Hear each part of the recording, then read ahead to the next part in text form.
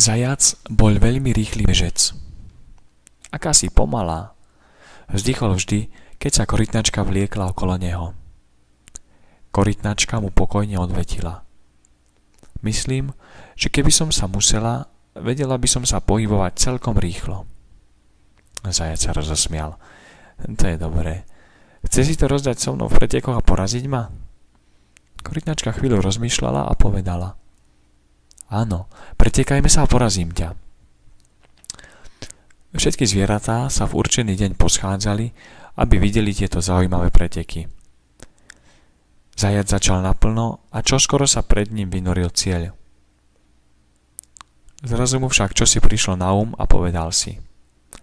Počkám na korytnačku, kým sa chudera doplazí až sem. A potom pred jej očami prebehnem cieľom.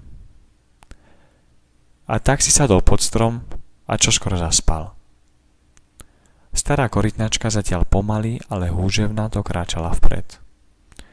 Keď prechádzala okolo stromu, zajec ešte stále spal. A tak prešla popri ňom a celkom pomaly dorazila do cieľa. Zajac sa zobudili až ovácie, ktorými ostatné zvieratá vítali korytnačku. Tak končí jedna zo starých Ezopových bájok. A na konci každej z nich sa nachádza krátke poučenie. Toto môže byť to naše. Hoci pomaly a malými krokmi, ale vytrvalo, sa dostaneme ďaleko. Pamätáte si ešte napríklad špirály z Budapešti? Sice sa zdá, že chodíme do kruhu, predsa napredujeme.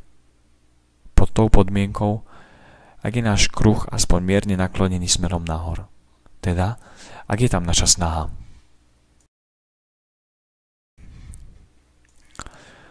Začal som touto bajkou, pretože sa dnes chcem tiež vydať s vami na cestu. A síce na cestu poznávania našej viery.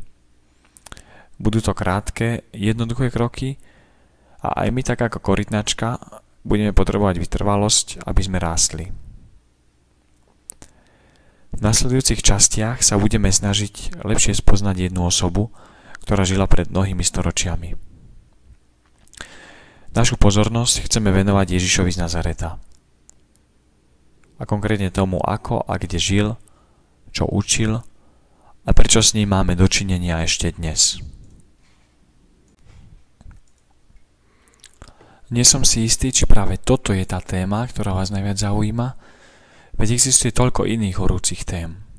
Sloboda, sex, potraty, život po smrti, cirkev a jej hriechy, neomilnosť pápeža, Vatilix 1, Vatilix 2, biskup Bezák a mohli by sme ísť ďalej. Prečo teda nehovoriť o tom, čo všetkých zaujíma? Dovolím si odpovedať jedným prirovnaním. Ak chceme začať stavať dom, musíme najprv vykopať jamu na základy a základy položiť. Hoci strecha je veľmi dôležitá, keď som predtým nepostavil steny, na čo tú strechu položím? Myslím si, že tak, ako keď staviame dom, treba začať od základov, takisto keď poznávame našu vieru, treba začať od začiatku. Otázka dobrá a zla, alebo otázka spravodlivosti sú dôležité aspoň tak, ako je strecha dôležitá pre dom. Ale najprv potrebuje základy. U Matúša čítame: Kameň, čo stavitelia zavrhli, stal sa kameňom uholným.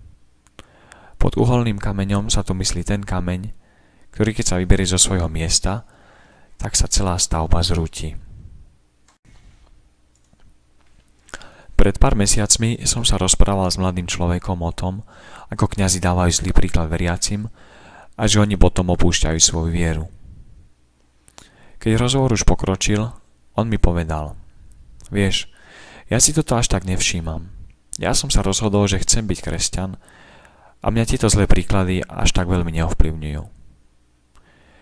A dokonca ani zlý príklad Ježiša Krista by mnou neotriasol.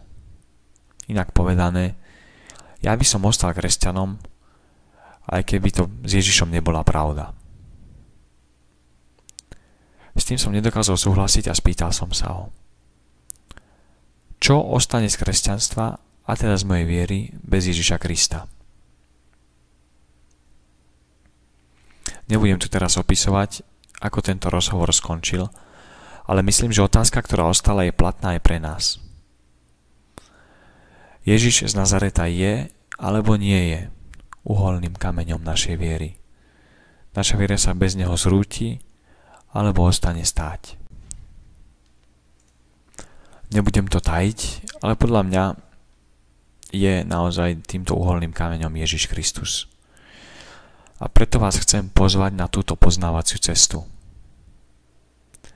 Na budúce začneme predstavením krajiny, v ktorej Ježiš žil, a stručne opíšeme aj dôležité dejinné okolnosti, ktoré sú potrebné na lepšie poznávanie Ježiša Krista.